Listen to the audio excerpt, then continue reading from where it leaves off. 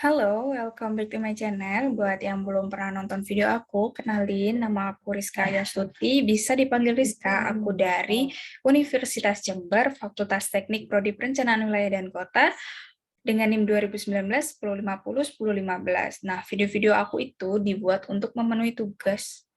Kok keluar? Oh, enggak. Untuk memenuhi tugas dari mata kuliah aku, karena kebetulan kuliahnya masih online juga kan. Oke, langsung aja. Pada kesempatan kali ini, aku bakal ngelakuin sesuai dengan judul, yaitu meresum materi pada mata kuliah kependudukan. Oke, langsung aja aku share screen.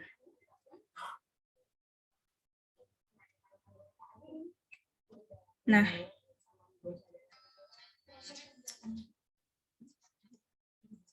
oke. Sesuai dengan judul, kali ini aku akan resum materi kependudukan, di mana di dalamnya itu terdapat 3 materi. Yang pertama itu ada pengantar kependudukan, yang kedua ada pengantar geografi penduduk, yang ketiga ada konsep demografi. Nah, di mana outputnya nanti kita akan melihat apa persamaan dan perbedaan dari ketiga materi yang telah diupload oleh dosen pengampu mata kuliah kependudukan yang sedang aku ambil di semester 3 ini. Oke, langsung aja pada pengantar kependudukan, ini kita resum dulu. Di dalam materi yang telah diupload itu dibahas mengenai konsep dasar ilmu kependudukan, di mana di dalamnya itu dikatakan sebelum kita mempelajari ilmu kependudukan, kita juga harus tahu satu aspek kecil ini namanya demografi, di mana demografi ini adalah kata yang berasal dari bahasa Yunani yang terdiri dari 2 kata, yaitu demos dan grapein, di mana demos itu artinya adalah penduduk dan grapein adalah menulis. Jadi demografi dapat diartikan bahwa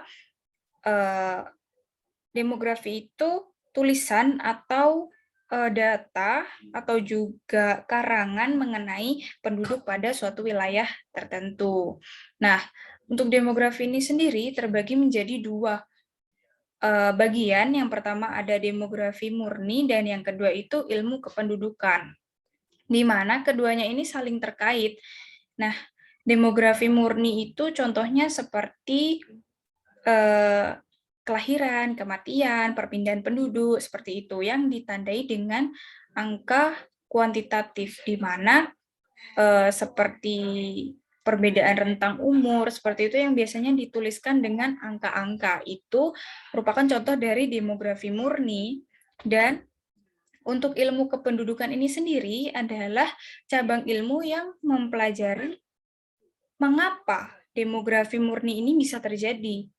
Seperti contohnya, apa yang menyebabkan perpindahan penduduk dari kota A ke kota B itu dibahas pada ilmu kependudukan. Penyebab dari terjadinya demografi murni itu dibahas di ilmu kependudukan, begitu keterkaitannya. Nah, selain itu juga dibahas mengenai tujuan dari konsep dasar ilmu kependudukan ini, di mana diantaranya adalah mempelajari dan memahami kuantitas, perkembangan penduduk, perbandingan dan perbedaan penduduk, penyebab perkembangan penduduk, komposisi penduduk, dan lain sebagainya. Ada banyak di materinya ini, sekitar 12-an tujuan yang disampaikan. Nah, selanjutnya kita menuju ke materi kedua, yaitu pengantar geografi penduduk, di mana di dalamnya itu dibahas mengenai konsep dasar geografi penduduk dan juga kependudukan di dalam geografi penduduk.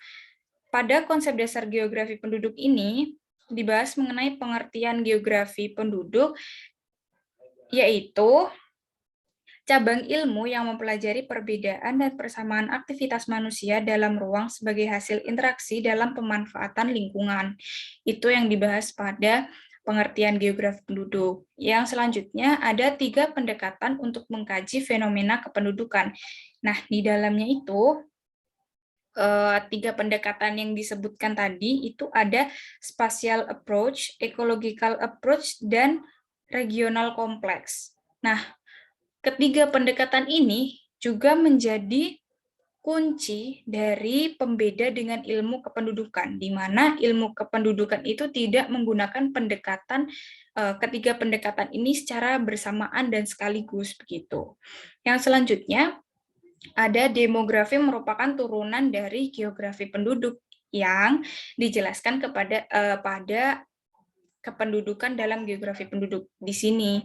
Seperti yang tertera pada gambar ini, bahwa terlihat jelas bahwa demografi itu ada di dalamnya geografi. Dan kemudian 2 aspek ini merupakan pembentuk dari kependudukan. Seperti itu.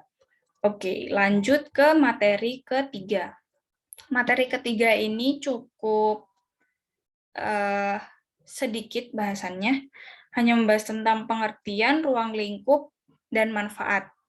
Nah, di mana pengertian di sini aku ambil contoh yang menurut Multilingual Demographic Dictionary tahun 1982, di mana di dalamnya itu dijelaskan bahwa demografi adalah ilmu sains yang mempelajari penduduk pada suatu wilayah, terutama mengenai jumlah, struktur, dan perkembangan penduduk.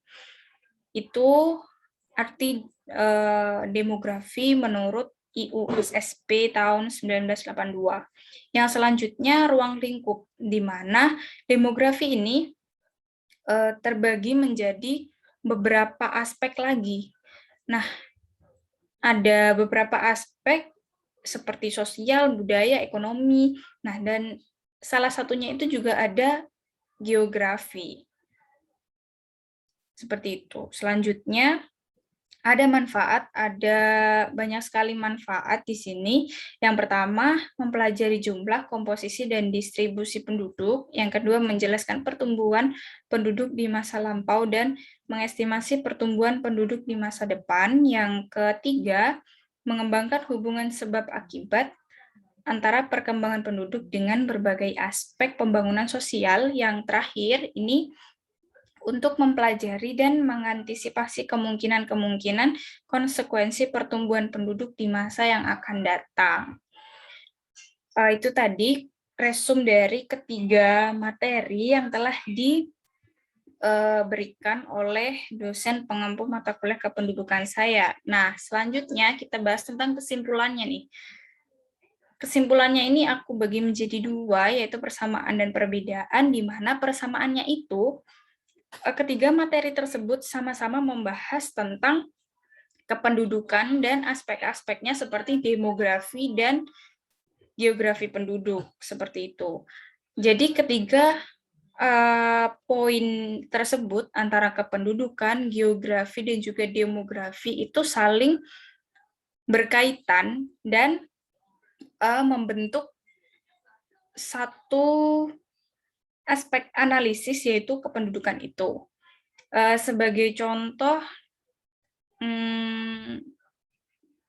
dalam prodi perencanaan wilayah dan kota yang saya ambil ini, itu kita biasanya menggunakan analisis kependudukan itu untuk mengetahui sebentar.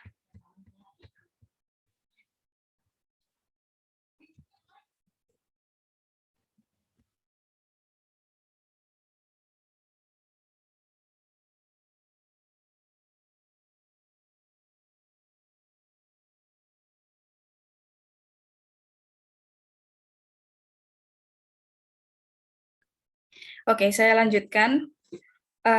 Di mana dalam prodi saya itu terdapat analisis kependudukan, di mana di dalamnya itu membahas tentang aspek kematian, kelahiran, rentang umur, seperti itu, untuk